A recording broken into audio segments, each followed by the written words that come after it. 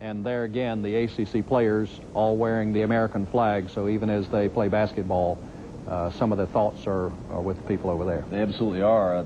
A fantastic game today, Charlie. North Carolina State has done it again. The Cardiac Pack comes from 20 points down to defeat Virginia. Now, this marks the 5th time this season State has come from behind to win at home. Jay Jennings reports from Reynolds Coliseum.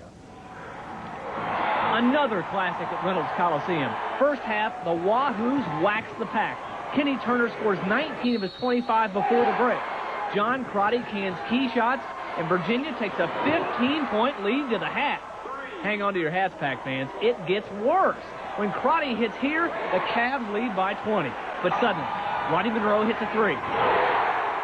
Then Chris Corchiani pulls up and scores. And one of the most incredible rallies in Reynolds history is underway.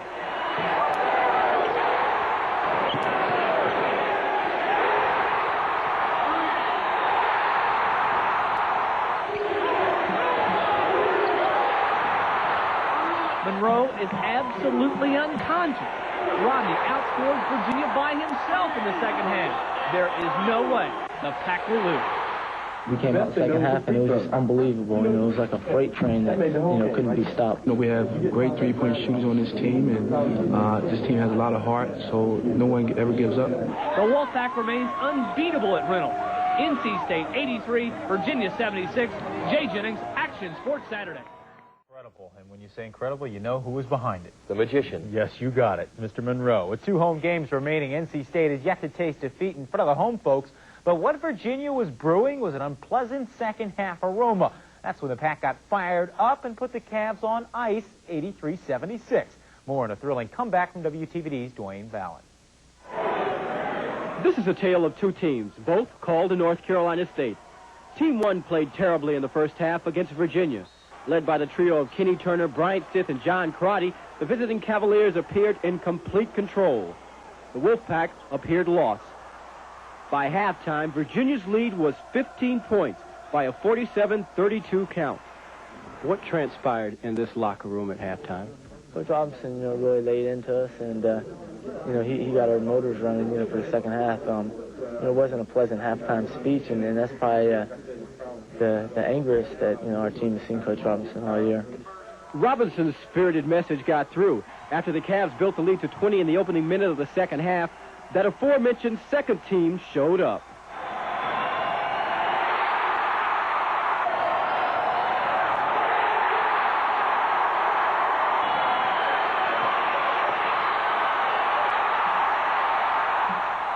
Defensively, you just were all over them. That's right. That was a big problem. They were getting a lot of easy baskets, and we tended to give up. We weren't ready to play defense for a full 35 seconds, and they like to work the ball around a lot, so we had to get disciplined. When did you sense that you were genuinely on your way back to getting into it? Well, when I sense is when Rod hit 3 in a row, and when he gets on, it's just unstoppable. Ah, yes, Rodney Monroe. After scoring just 2 points in the first half, Ice rang up 30 in the second frame, including this three-pointer that capped off the Pack's comeback by putting them ahead 70-70 with 3:56 left to play.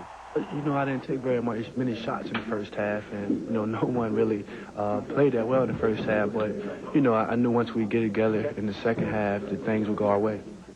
State went on to take an emotionally charged 83-76 win. So all are happy in Wolfpack land tonight. Dwayne Vallon, WTVD 11 Sports. Let's go to Reynolds Coliseum. The Wolfpack is 12-0 at home this year. The Wahoos and the Wolfpack. Don, there won't be that many highlights in the Virginia game that's heading in this direction.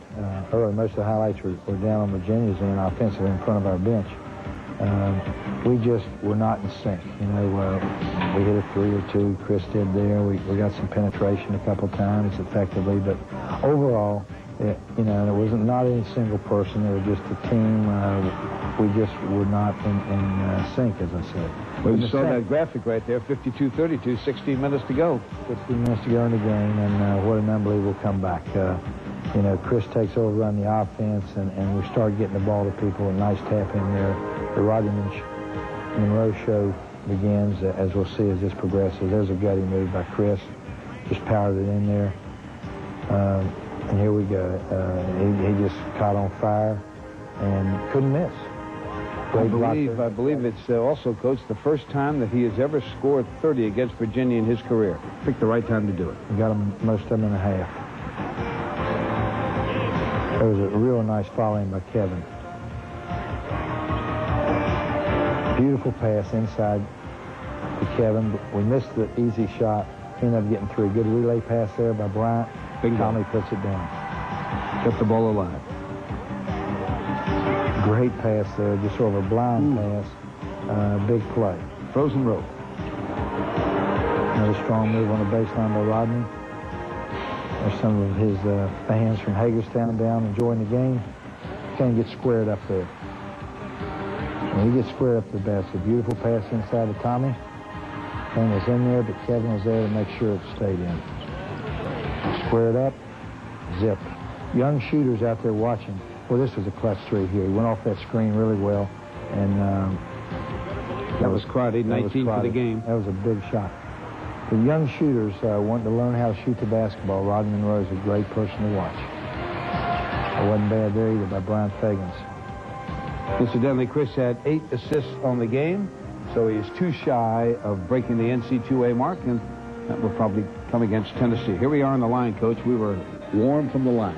We couldn't miss in that second half, 17 for 17, and finished for the game almost 90%. 21 of 24.